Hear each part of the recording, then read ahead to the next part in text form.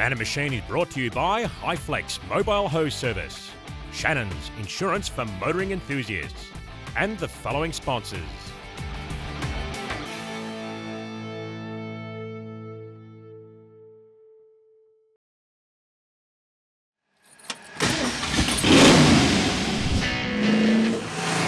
Yeah, baby!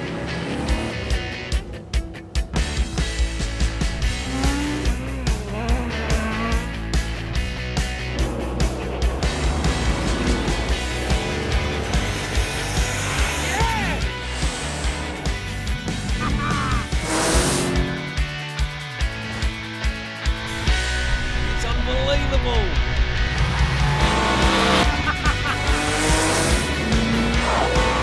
Now we're talking. Welcome back to Man and Machine. Have we got an amazing episode coming up? Mopar fans, this one's for you.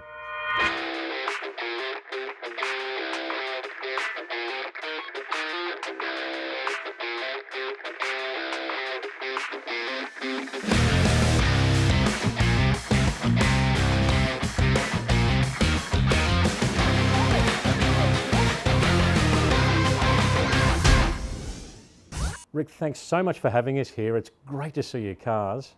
And it seems you're a bit of a Mopar man. Tell us about where that obsession started for you.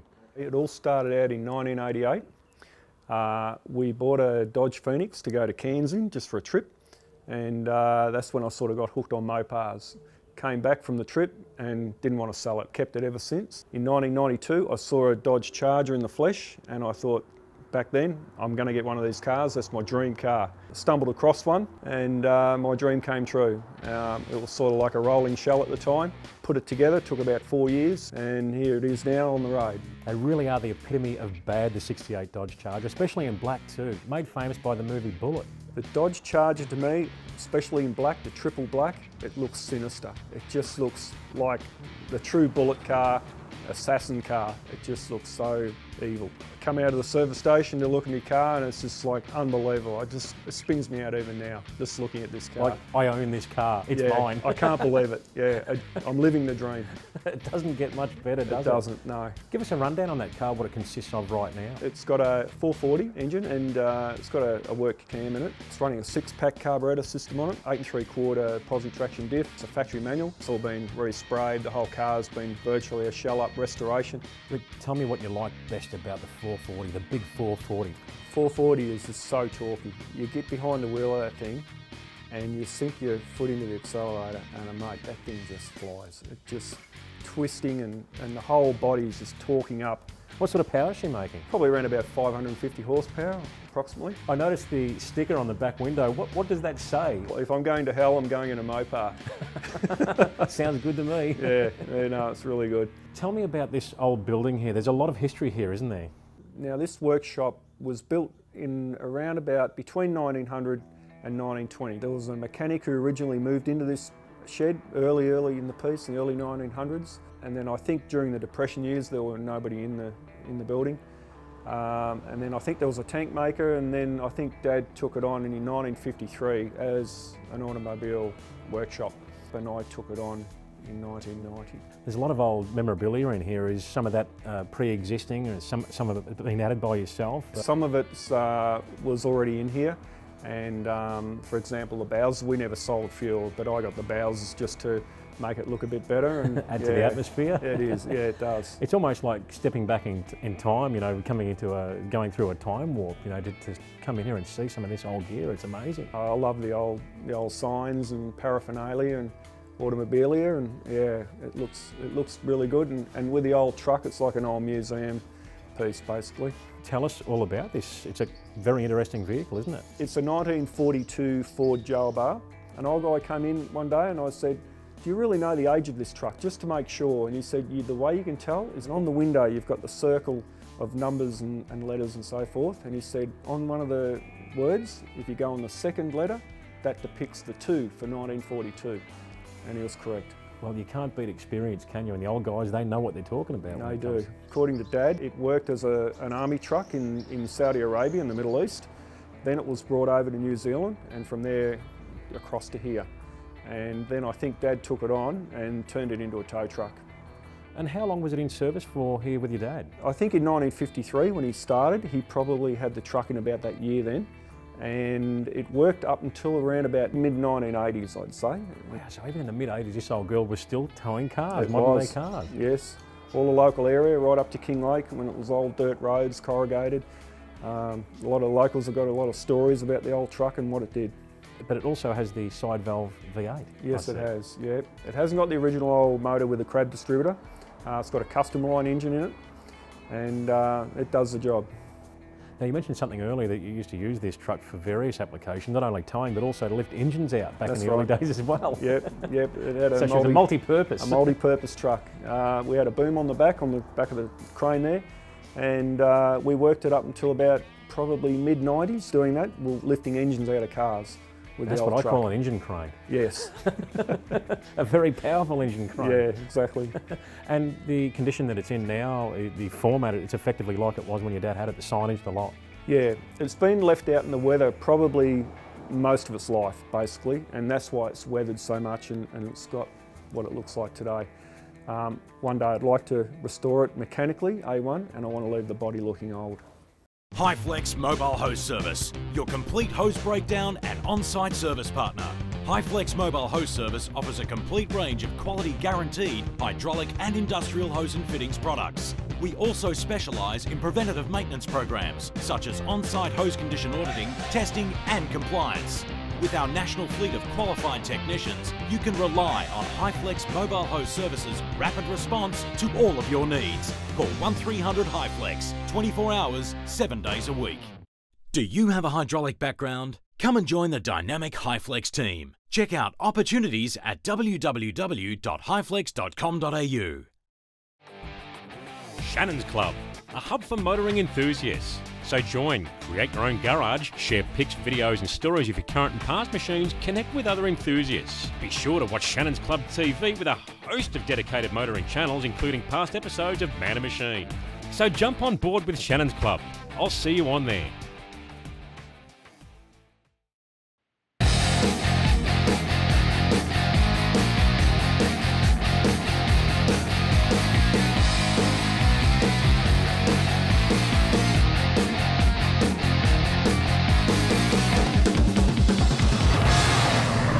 Guess what I'm doing? I'm ticking a box I've wanted to tick my entire life. Rick's letting me drive his black 68 Dodge Charger, can you believe it? I can't think of anything better. It's the epitome of bad. Ever since I watched the movie Bullet, those bad guys in the black Dodge, I've never forgotten it my entire life. In fact, I watched it so many times the old VHS tape broke in the end. All I need now is a black suit, some sweat in the forehead and a worried look on my face looking for Steve McQueen, and I'll be right at home in this car. To film that 9 or 10 minutes of that car chase took something like 3 weeks. And yes, we saw the Dodge Charger and the Mustang of Steve McQueen's getting airborne. Those cars were punished beyond belief. The black Dodge Charger actually lost more hubcaps than it actually even had on it. I'm told that it lost about 5, 6 or 7 hubcaps along the way. Quite amazing.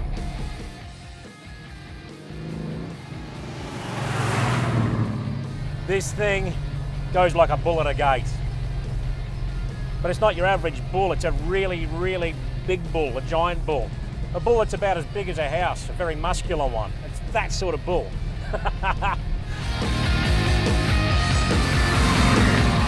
The 68-year model was an epic looking piece of machinery. In fact, they sold nearly 100,000 more in that year than they did the previous year model. And you can see why. Just the front of these cars is so menacing, it's so bad. If you saw this thing come up in your rearview mirror, you know without a doubt you're in serious trouble. The world is about to end for you, trust me. And no wonder with 440 cubic inches under the hood. We're talking a 6-pack carb combo here. They make just under 400 horsepower and a massive amount of stump pulling torque. With a manual gearbox, it doesn't get much better. They ran a low 13-second quarter mile and they were fast. And you've got to remember back then they were doing that on very thin rubber too.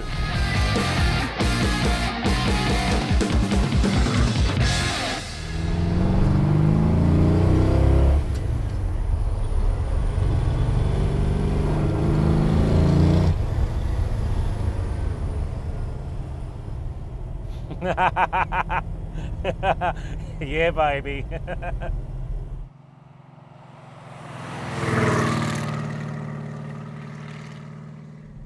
Well, we all like a bit of music, don't we? Especially when it comes to engine music. But I can promise you one thing, this car right here doesn't play classical. It plays heavy metal, and it devours. Have a listen to this.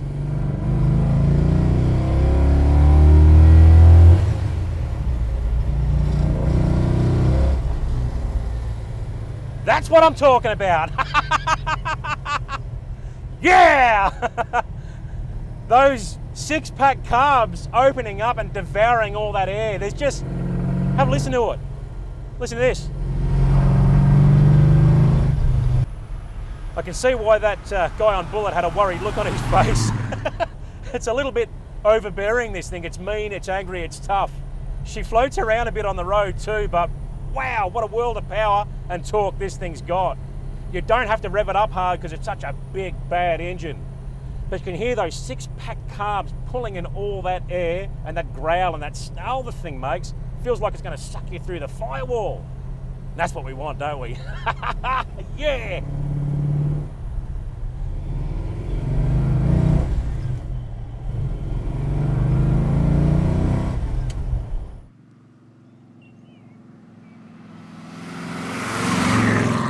Good thing with a big 440, she's got so much torque you really don't have to use the gearbox. You could have one gear in your gearbox and she'd still pull like a train. Nothing beats torque in a big bad engine. Forget the fuel economy though, you ain't gonna get that. But do we care? No. You know, what a beautiful place it is up here, the roads, the twisties, the hills, it's just absolutely magnificent. To be able to drive a black 68 Dodge Charger up here is just a dream come true for me. Unbelievable. In fact, I can't even believe it's really, really happening. It's a lifetime dream for me. I want to own one of these cars. I want to own one bad.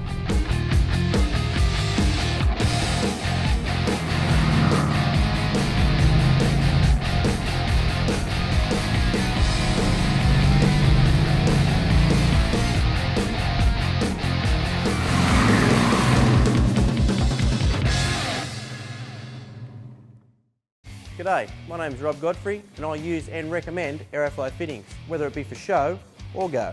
Hi, I'm Poe. This is my 7-second Supra. I use and recommend Aeroflow. Hi, I'm Chris Palazzo. And I'm Corbin Palazzo. Show or go, we use Aeroflow. I'm Mario Colillo. Mild or wild, I use Aeroflow. Aeroflow, manufacturers of professional hose, fittings and a whole range of performance products to suit your vehicle. To download the latest Aeroflow catalogue, go to aeroflowperformance.com. Proud supporters of the Aeroflow Outlaw Nitro funny cars. Damn, there's just no room under here. There's no need to do this anymore when you can buy a tough lift hoist starting from only $24.50. With over 20 models in their range, including 2-post, 4-post, scissor lift, motorcycle and truck. They're great for storage too. All tough lift hoists have Australian standard certification and WorkSafe design registration. With an impressive warranty, in-house technical support and installation options Australia-wide, what are you waiting for? Check out toughlift.com.au. I love my tough lift.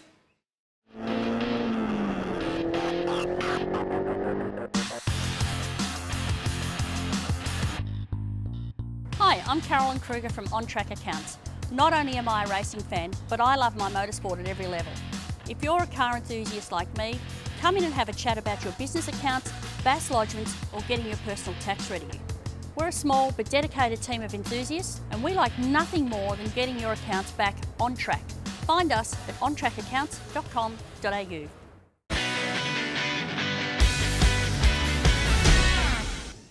Well, it appears there's no shortage of epic cars down here, and we've found another Mopar tragic. We're here with Matt and his killer 70 Challenger. Matt, it's great to see you. Tell us about your machine. And I thought, you know, I'm sick of just having a Dodge Challenger t-shirt. Why can't you have a car too? 1970 Dodge Challenger, California car, 360, marked down from 7.9 to 6.5. And I thought, right, beautiful. So I had a VH Charger at the time. I thought, well, you only sell a Charger to buy a Challenger. So I sold that, bought this car for $6.5 grand, got it shipped over unseen, and when I first saw it I went, oh no, I've been ripped off. It was just totally been ratted, The 360 were just sitting in there, left-hand drive, seized, drum. It needed a full restoration. I thought I was buying something, get it roadworthy and on the road. So the car ambushed me, in a way. Once I got it on the road and you're driving down a sunny day out to Flowerdale or those undulating rolling hills, I find when I'm driving the car, I smile that hard, I've got to put a G-clamp across my cheeks to stop me face splitting open. Now, people at home, if you've got a Dodge Challenger or a Mustang or anything with a big block, you will understand what I mean. Tell us about the engine. It's a big engine, Well, isn't the it? engine, it's got to have a 440. It's got to be the epitome of total decadence and unnecessariness. The engine itself is just under like 440 Magnum specs, which I think were 375 horsepower, 500 foot-pound of torque. I've put 440 source heads on, a 4-barrel, a bit of a cam balance. So it's about 420 horsepower and 670 newton metres. So what that tells you, for the layperson, is there's that much torque, you don't notice hills. You could drive from here to King Lake, hilliest part of Melbourne, you go, was that a hill? Big blocks, but it's a big block Chevy, a 460. They just consume the land like it's not even there. So that's why you're in the Flat Earth Society, is that right? Yes, well, a friend of mine, Andre, in Taradale, came up with that idea. He said, Matt, we're members of the Flat Earth Society. So we made up some stickers. People come up to me and go, what's that mean, mate? Are you like an anti-progress person or something? Like, all it is when you've got a big block in this or anything else, really, it feels like the world's flat. So you're driving in a flat earth. And they shake their head at you or go, yeah, you're right. The Challenger now, that's the last car I'm going to do up.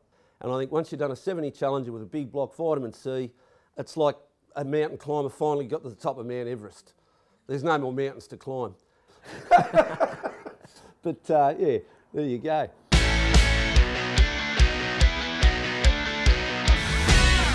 Rick, there's another car here that's caught my eye. A very, very rare piece of machinery, your 70 AAR Cuda. Tell us about that machine. AAR Cuda, built for the Trans Am period of racing in 1970. That car I bought in from Washington State about probably 6 or 7 years ago now. It's running a 340 cubic inch motor. It's got the 6-pack carburetor system on it. It's a factory manual. It's got the big diff under it as well, posi traction. I think it runs 11-inch brake drums on the back. So with the 6-pack carburetor setup on these vehicles, the centre carburetor does most of the work, is that correct? And then at a certain point of throttle, they all erupt and that's right, yeah. Hell breaks loose, as we say. Yeah, exactly. Yeah, the centre carburetor is the primary and the 2 outboard carburetors are the secondaries. Put down and hang on. Hang on. Now the 340 is a pretty iconic engine. They were really a factory performance engine. In the Trans Am series, they had to run a smaller capacity engine. It was around 300 cubic inches, but the 340 itself is a really stout thing, isn't it, in factory format? Yeah, it's quite an incredible motor and it sort of revs out quite well as opposed to the 440, but yeah, it's an awesome thing to have. And she's got all the correct numbers for AAR, and I noticed it's also got the Trans Am plate in the engine compartment as well. In the VIN code, it's got A53, and that stands for the AAR Cuda, and it has got the other plate which has Trans Am stamped on it. Well, there wouldn't be too many of those in Australia. It would be a super rare car, but just for the Australian viewers, it would be the equivalent to something like our GTHO Phase 3. It was effectively homologated for racing, so it's a pretty special piece of machinery. I mean, I'd have any 70 Cuda in my shed. I'd be happy with any model, but the AAR is a pretty iconic thing, isn't it? It is, yeah. It's a unique appearance. I love the strobe striping down the side. I like the colour, the orange against the black, and just the individual bonnet, the way the scoop is, the ram air, the rally wheels, and the side pipes. It's just a little bit different from your normal Cuda. Honey, what are you doing out there? Waiting on the next Super Blowout 3-day only mega sale. You don't need a sale, you need MPD. NPD's everyday prices are competitive, and our huge in-stock inventory and dedicated export department allows orders to arrive fast to Australia. National Parts Depot has quality parts for Mustang, Camaro, Chevelle, GTO, Firebird, Ford, and Chevy truck. Go online or email export@npdlink.com. Working beats waiting.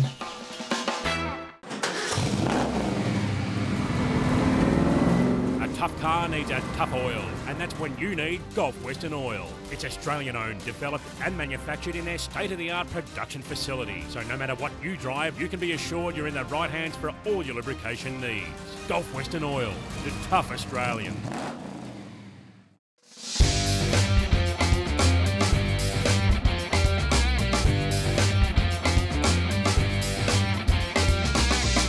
Well, there sure is a lot of box ticking going on today, and I'm ticking another box with this car here. This is Rick's AAR Cuda, a super duper rare car in manual format. They made about 1,100 of them, so they are very, very rare. The AAR Cuda is effectively what our GTHO is in Australia to the Americans, along with the Z28 Camaros and your Trans Am Challengers and those types of cars that were developed for the Trans Am racing series over there. It's an interesting story. Plymouth decided to go racing and take on the likes of Ford with their Boss Mustang and also Chevrolet with their Z28s, who had won the championships in the previous years. They actually employed the legendary Dan Gurney, who owned All American Racing, hence AAR, to build the cars and race them. Sadly, they didn't do too well in the series. They were fast and they qualified on pole on the odd occasion, but unfortunately they had durability and reliability issues and very rarely finished a race. If they did, they'd limped home. So unfortunately they never crossed the line first. What a shame.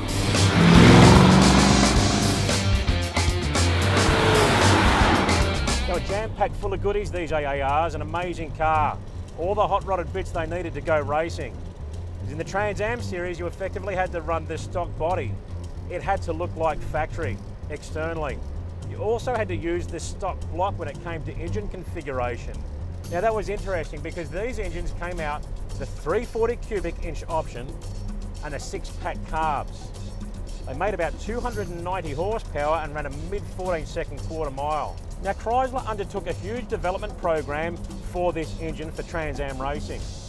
Now they're also used in the Dodge Challenger Trans Am as well as the Cuda. Keith Black was the head engine builder at the time. We all know that name. They de-stroked it to something like 303.8 cubic inches to be exact. They redeveloped some special cylinder heads for them, and obviously things like camshaft and what have we were free in the racing configuration. Now I'm told that by the end of the 1970 series, they were making up close to 500 horsepower, and they screamed.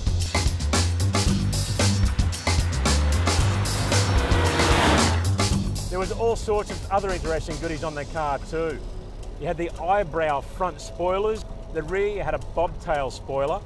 They had a unique side pipe on these things too, very purposeful.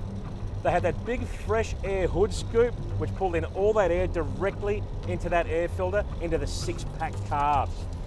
Now it's interesting, when I drive this car, as much as I love the big bad black 68 Dodge Charger, this car I feel a little bit more at home at. It's a little bit more compact. It's not as long. It's tighter in the suspension. It just feels a little more me when it comes to a driver car.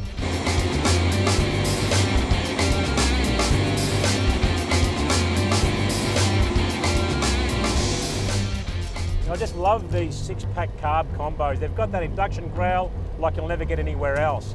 It's not quite like the 440 because it's a smaller engine, but it's still got a nice induction growl to it like this.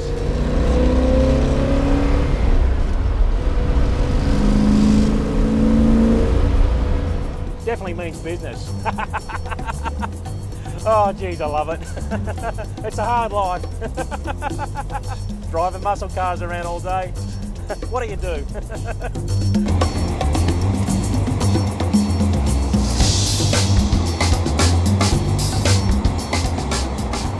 It's funny, when you drive this car, you almost feel like you're stepping into an Australian VH Valiant. The dash looks the same, the gauges look similar, the steering wheel looks very similar. The honey pot, where the steering wheel mounts to, has that same ribbed look and feel about it as the Aussie Valiants, but of course you're on the different side. The pedals feel weird too. It's funny, you jump off the accelerator pedal, you go to jump on the brake and there's no brake pedal there. Oh, where is it? It's very, very close to the clutch pedal. It doesn't take long to dial into it. Once again, this car has also got that unique and iconic pistol grip shift. Don't you love that? It's almost like you're driving a muscle car, but you're also in the Wild West as well when it comes to shifting gears.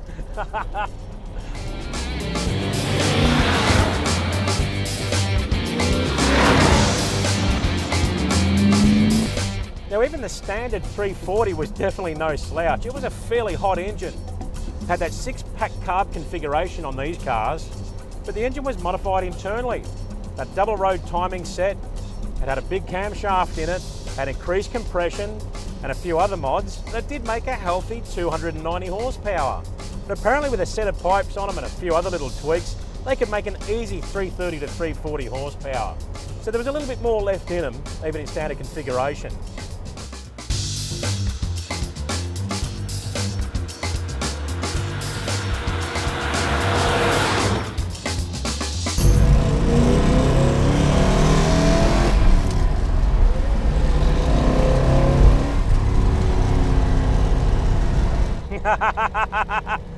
Yeah, sorry about that. It doesn't hurt to check and see if the carburetors are working properly. We need to know if they're opening or not, don't we? In case you have to overtake or something like that. One thing Chrysler did was they always built really good engines. And of course Plymouth was lucky enough to have them.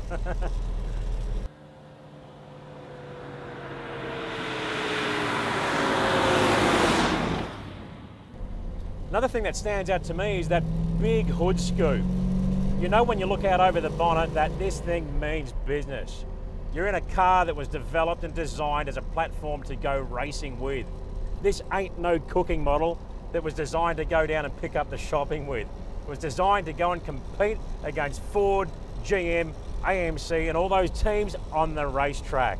I can't imagine what these things would have been like on the racing circuit, all set up, the big banger engine, all the gear. They would have been absolutely sensational. I reckon Dan Gurney and his teammate would have had an absolute ball. Bit of Mopar muscle on the racetrack. Oh, hell yeah.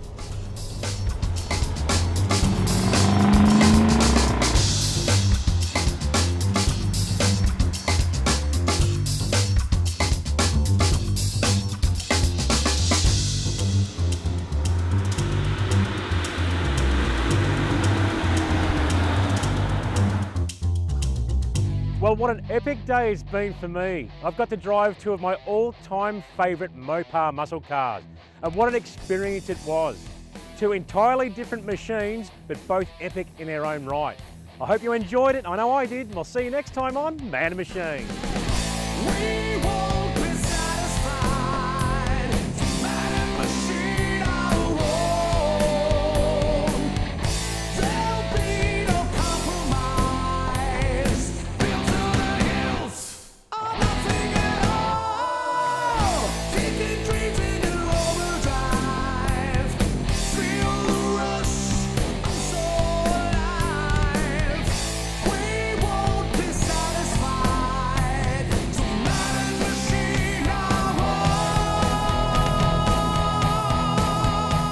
Man and Machine is brought to you by Highflex Mobile Hose Service, Shannons Insurance for motoring enthusiasts, and the following sponsors.